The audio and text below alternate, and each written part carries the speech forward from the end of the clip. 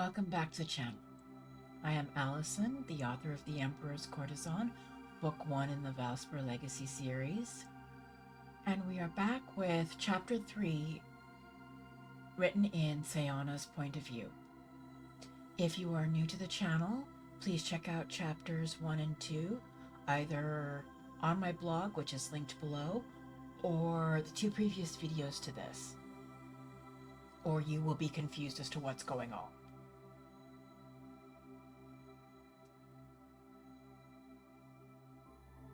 And without further ado, let us begin. For 4 months, Chapter 3... sorry for smacking my microphone there. Chapter 3, Sayana. For 4 months, their secret life had been going on as it had started. They kept to the shadows, staying out of sight. Their father had come looking for them. He posted their description in the city and offered a meager reward for them, more of a token effort than what Sayana had expected.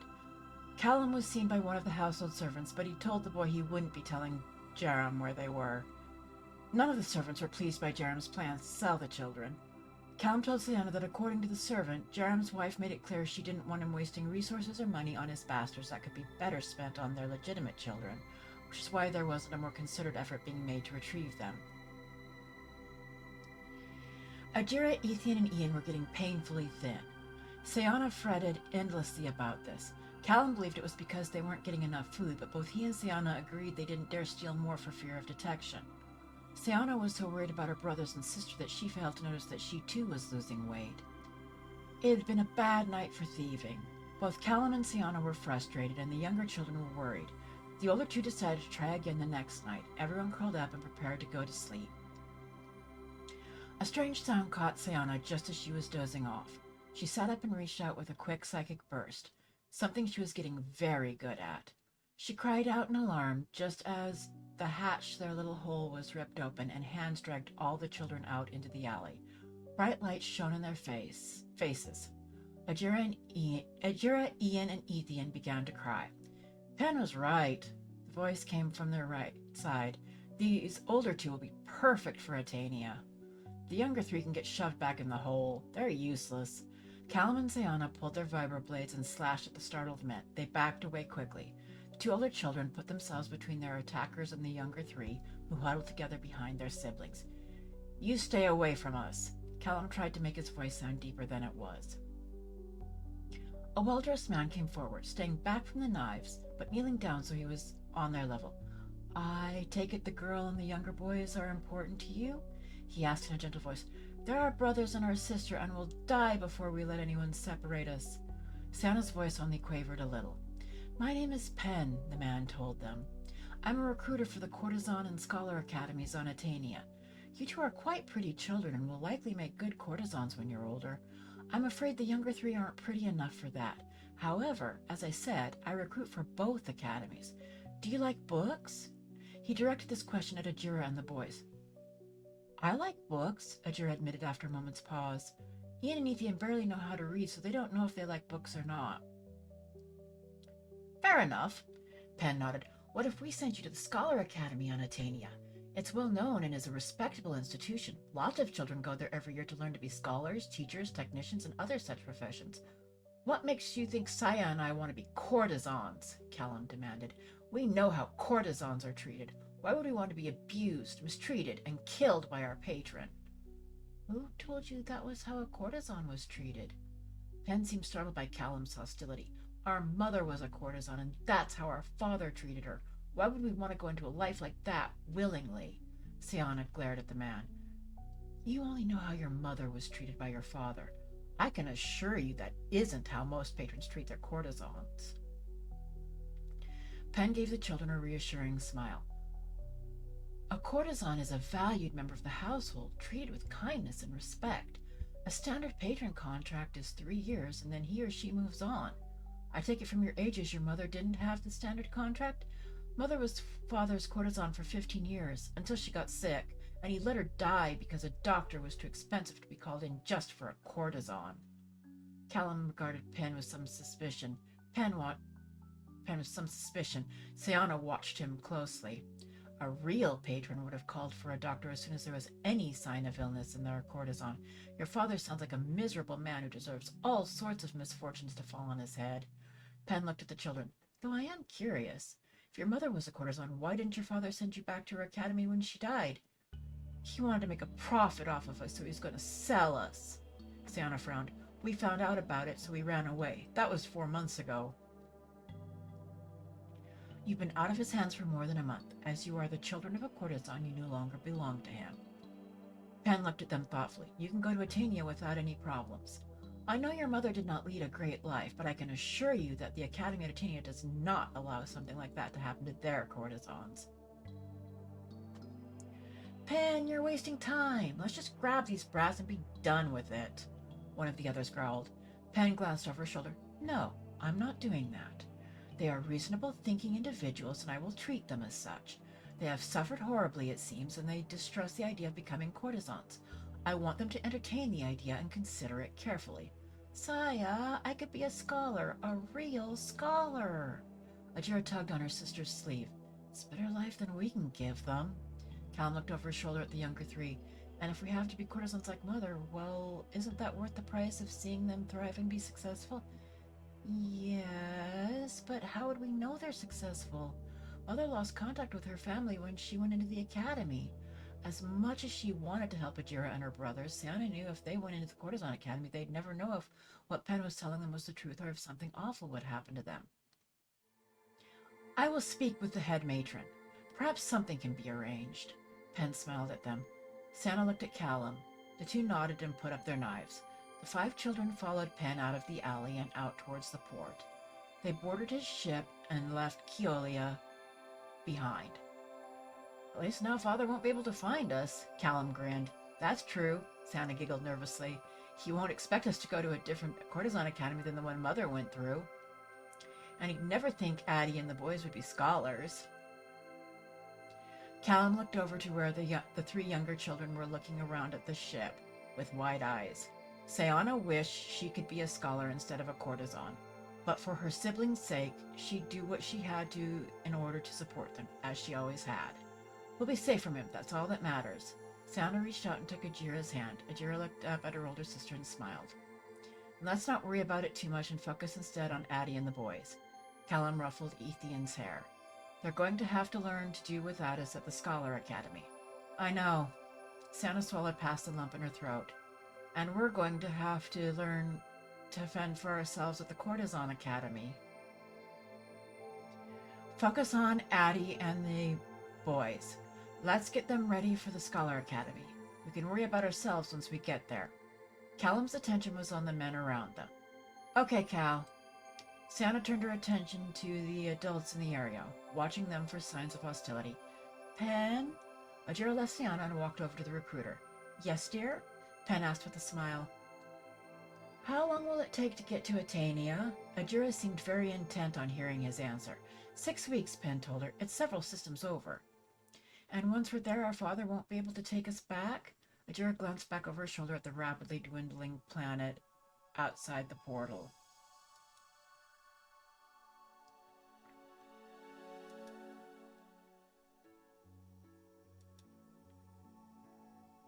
No, little one, Penn reassured her. He won't. Good. Ajira joined the other 2 younger ones and climbed into the bunks they were given. Soon they were fast asleep. You two should get some sleep as well. Penn looked at Callum and Sayana. 2 wound up to sleep. Callum eyed him warily, and Sayana wondered if her brother still didn't trust him. Not that she blamed him. She wasn't sure if she trusted him yet either. What are your names? Penn asked. I'm Callum. I'm Sayana. And the other 3? That's Ajira, Ian, and Ethian. Sayana pointed to each of her siblings in turn. How old are all of you? I'm 11, Callum said. Saya's 9, Addie's 6, Ian's 5, Ethian's 4. How in the name of all the stars were you managing to support yourselves on the street? Penn stared at them incredulously. Thieving. Callum put the devices he'd taken from his father on the table. Didn't have such good luck tonight, but we usually get a decent enough haul to support ourselves for a couple of weeks. It's not enough to be full on, but it's enough to keep us going. How long do you think you could have kept this up? Penn looked at the 2 older children inquisitively. We're going to hide for 5 years, Callum shrugged. That's how long it would have been until I could get a real job. Then it would have been another 2 years, and Saya would have done the same. We always took care of Addie and the boys, even in the wing. Mother was often too distracted or too sick to take care of them, so it was our responsibility. You know you're going to have to let them go. Penn looked at them with some sympathy. I'll do my best to convince the head matron to allow you to keep in contact with them, but I may not be able to manage that. Then we'll just have to let them go. Santa's voice trembled a little when she spoke. We're not going to think about that until we get there. We're just going to focus on getting the other 3 ready for the Scholar Academy. Well, don't neglect on getting yourselves ready for the Courtesan Academy in the process, Penn warned, or you'll be blindsided by it. Sayana yawned. Why don't you two go lay down? Even if you don't sleep, you can still get a little rest. Okay, Penn. Callum led Sayana over to the bunks. As soon as they were laying down, Callum leaned down from the bunk above hers. Saya, what do you think? We told him a lot. Can we trust him? His voice was very quiet, and the sound of the environmentals would mask it from the adults. Sayana nodded. I didn't sense he lied to us in any way. He was telling us the whole truth, even about not being sure he could keep us in contact with Addie and the boys. Good. If he keeps being honest with us, I'll feel better about being cut off from Addie and the boys if it comes to that. Callum seemed to relax a little. So will I. Sayana tried not to think about how hard it would be to say goodbye to her brothers and her sister. Get some sleep, Saya. Callum disappeared up onto his bunk. You too, Cal. Callum just laughed quietly and fell silent. Sayana closed her eyes, sure she wouldn't be able to get to sleep, but she was soon dozing peacefully like the rest of her siblings. Over the next 6 weeks, the children asked Penn a lot of questions about where they were going. Penn answered all of them carefully and as honestly as he could. If he didn't know the answer, he told them that instead of making something up, he made it clear that whichever academy they ended up at, they would have to work hard.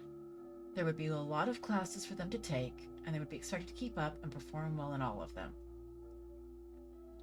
There was some fear from the younger 3, as they gradually came to realize they wouldn't have Callum and Sayana there to help them anymore. They promised to look out for each other. It was just hard to accept that the older 2 wouldn't be there for them like they'd always been. They arrived at Atania late in the morning, 6 weeks after leaving Kiolea. Penn let the children say goodbye before leaving the younger 3 at the Scholar Academy. He then took Callum and Sayana to the Courtesan Academy, where he handed them over to a woman with a nasty expression on her face. Matron Nashira, here are the 2 children I found that I think would be perfect for the academy. Penn bowed to the woman as he introduced the children to her. This is Callum Akatane and his sister Sayana. The boy is impossible. He's going to the scullery. The girl may be useful. I'll think about keeping her. Nashira gave them both a disgusted look. Nashira, you haven't even spoken to them. You don't know anything about them, Penn protested. He whispered something to one of his men, who nodded and hurried off. You can't be serious about sending the boy to the scullery without testing him first. I don't like his look. It's too ordinary. Besides, he's what, 14? He's too old. Nashira glared at Penn. He's 11, so no, he's not too old.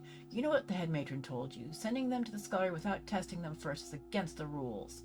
Penn glared right back at her. Who's here to say I didn't test them? Nashira sneered. Your word hardly carries any weight, Pensival. You're not even that great a recruiter.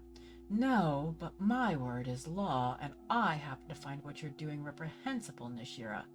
A stunningly beautiful woman walked in with a very angry expression on her face. I understand you haven't even tested them, and you're already sending one of them to the scullery. Look at him, Hannelore. Nashira gestured at Callum. He's 14 at the very least. He's too old to be trained. He's 11, and the girl is 9. Pensival showed Hannelore something on his pad. I was able to pull their birth records from the planetary database once I got their names and the names of their parents from them. Neither of them is too old. I see. Hannelore fixed Nashira with a baleful stare. Nashira, you were warned what would happen the next time you tried to send someone to the scullery without testing them. Remove yourself from this academy.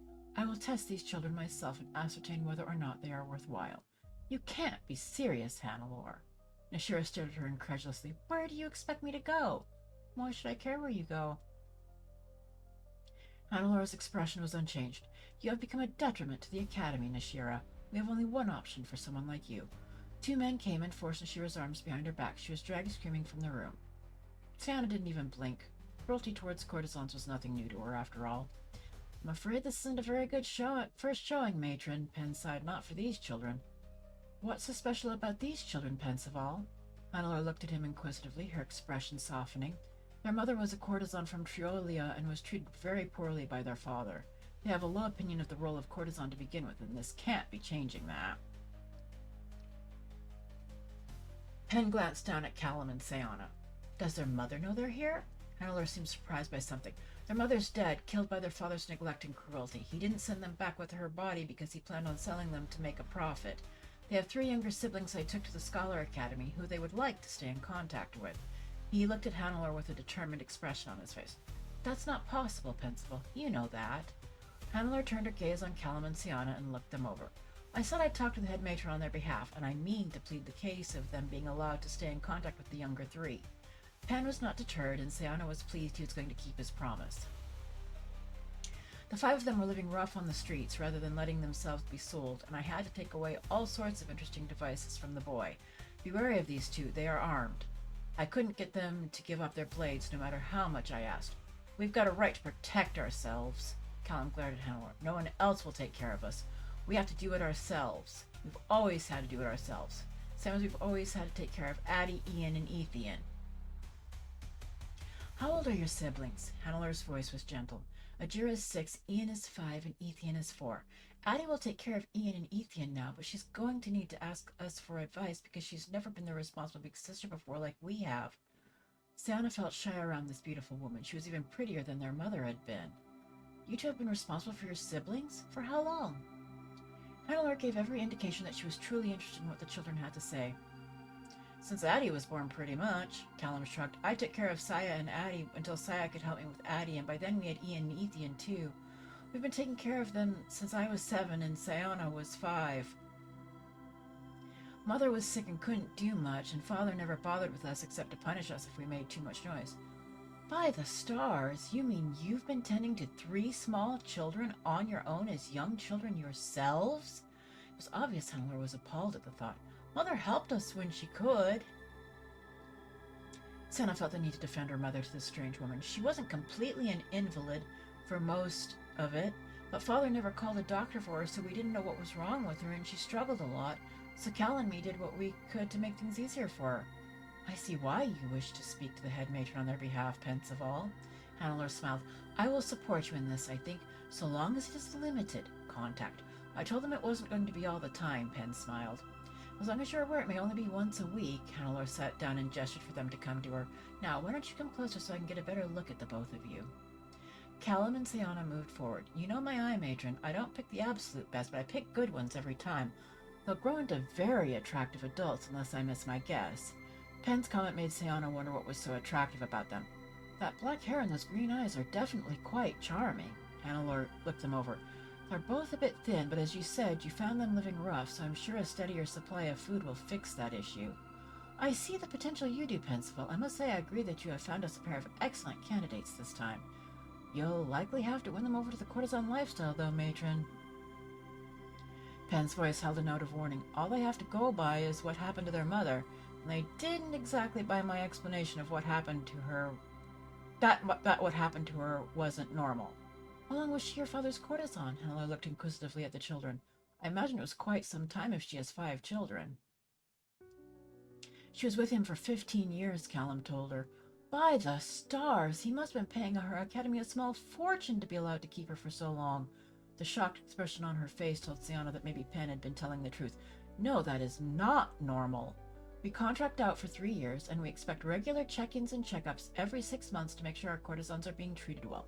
If we find out they're not, we pull the contract and send our agents to retrieve our courtesan and bring him or her back to the academy. We will tolerate no abuse of our courtesans, no matter how much the patron is paid to have that courtesan grace their home. What happens if a patron misses a check-in and a checkup? Sayana asked, and the courtesan is pulled immediately. Hannelore's expression told them that was something that was a firm rule in this academy. We tolerate no abuse of our system. In the old days, there was rampant abuse of our courtesans, and many were left for dead. Our current head matron put a stop to all that, and has done a lot to turn things around for our academy. You're telling us what happened to our mother doesn't happen here? Sayana watched Hannelore closely for signs that she was lying.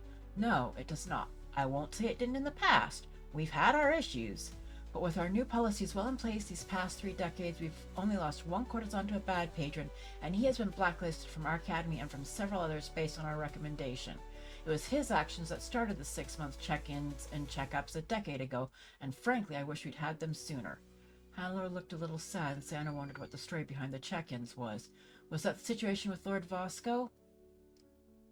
Penn shuddered. I was just starting out as a recruiter when that all fell out. It was. He now causes trouble for the academies every chance he gets because he's been blacklisted from all of us. The Emperor and the Council don't comply with his wishes, though. Handler glanced at Callum and Sayana. But that's nothing for you two have to worry about. I know what you saw with your mother has ill-prepared you for this life, but trust me, it is nothing like what you saw her experience. What happens when we're too old to be courtesans anymore? Sayana's curiosity got the better of her, and she asked the question she'd always wondered about with her mother. That depends entirely on you, my dear. Handler smiled. When a courtesan retires, they are given the money we've saved for them from their contracts. They can take it and leave the academy. They can continue living here and pursue their own craft. They can choose to teach a class here at the academy if they wish. It just depends on what they want. What about imperial courtesans? Penn says that they don't get to retire, Callum challenged. The topic came up in conversation one day. Penn shrugged as Handler looked at him. Yes, that is true. Imperial courtesans are the one exception to our rules. You'll learn more about this in your lessons, but imperial courtesans are special. They serve a member of the imperial family and only that person. They live in a wing of the imperial palace and are cared for by a eunuch. They have no outside contact with anyone, so they do not fall under our rules, Handler explained. They serve until they die. It is a hard position, but a rewarding one to some.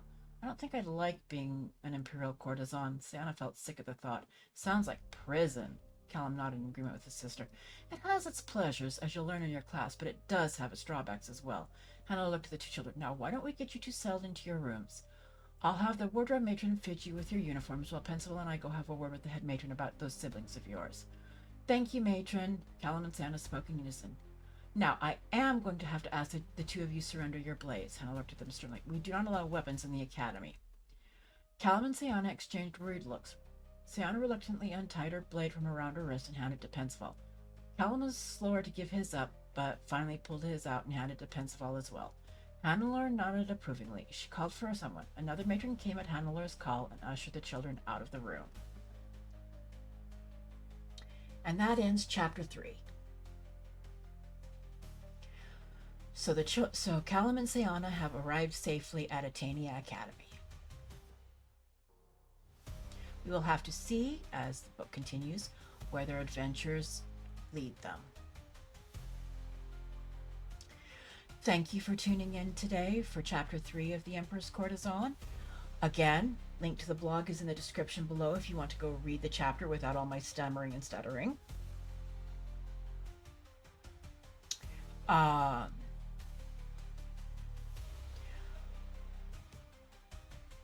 Chapter 4 will be out next Monday, so keep an eye out for that. If you are enjoying the story, make sure you hit that like and subscribe button. It really helps the channel grow. Please make sure if you are enjoying it and know someone else who might enjoy the story, share my blog, share the videos.